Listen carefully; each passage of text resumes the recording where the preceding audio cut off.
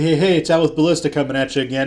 Today we want to talk about some strategies that you can implement in your business, whether you're a startup or an established entity, that's really going to help you focus on making the money that you really should be making. So I want to talk about some core competencies. Now, what exactly are core competencies? Well, when you look at any business, especially as business owners, we do a lot of things that are required for our business but don't necessarily drive our business. They don't really bring in the income for us. So while they're necessary, they're not really core competencies. As an example, if you have employees, payroll is one of those functions that you are required to do that, unless you're a payroll company, doesn't really produce income for you. So understanding what is income producing and what is a time waster for you is really important when deciding how to set up your business to move forward. So I want to talk about the Pareto principle. Everybody talks about it. Few people understand it. There are several books that have been written on it. Amazing books. I highly recommend them. I'm actually reading the 80-20 Individual right now. It's a really fascinating read. But the 80-20 principle, the Pareto principle, basically says that a small amount of what you do is really going to produce the largest amount of results. The principle itself goes back 200 years to actually an economist who saw that in his part of the world, a very small percentage of the people, at the time it was roughly 20% of the people, had about 80% of the wealth.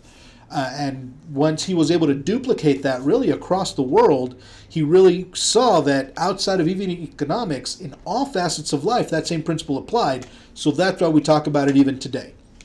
So I want you to think about, what in your business are you focusing on that is not income producing? What part of your business, what's that 20% of your business that if you focused more on would help drive more of that 80% of income or more in your business? And every business is different. So answering that question here on a video is really hard because every business is different. Now, there are actions that we take that help drive business. As an example, networking events or sending emails. These are activities that for a lot of businesses help bring in clients. But the action of being out there doing the networking or spending time doing emails in and of itself is not an income producer.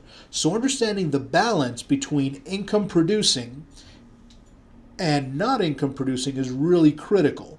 So what are the core competencies within your business? What functions within your job can you really focus on, hone in on, master to bring in the most income? Now, what do we do with the other 80%, Al? That's a lot of work, right? The answer is simple. If you can do it, if you're in a position where you can't, outsource it. Figure out the best times to do it. When are those times when you're not maximizing your income potential? For some businesses, late in the evening, they're not able to do income producing work. For other businesses, it's early in the morning or in the middle of the day. I know somebody who is a professional gamer, so his business hours are from 6 p.m. to 2 a.m. Those are his business hours. Now, for him, anything that has to do with not gaming is done typically in the early afternoon because that's when he has time to do it. That's not going to affect his income. What are those hours for you? What about outsourcing? Places like Upwork or Fiverr, wonderful places that you can actually find people to do the work that you don't necessarily want to focus on. Also, when you're out at networking events, there are tons of companies out there and freelancers that are willing to do that work at a nominal fee. So understand what your strengths are. Figure out specifically what are those 20% of activities within your business that are going to really drive income. Focus on those, and the others, either put them off to a time when you're not worried about income or outsource them. That way you're focused on driving income all the time, because at the end of the day, you're in business for freedom. And if you're stuck doing the things that aren't going to be income producing, you're not going to drive the freedom that you want to have, whether it's freedom of time, freedom of finances, or whatever the case is. So focus on your core competencies, Focus on that 80-20 split and make sure that you're really mastering that 20% of your business that's going to drive those results for you. Now let's have a conversation about it. Let's talk about what exactly some of those 20% are.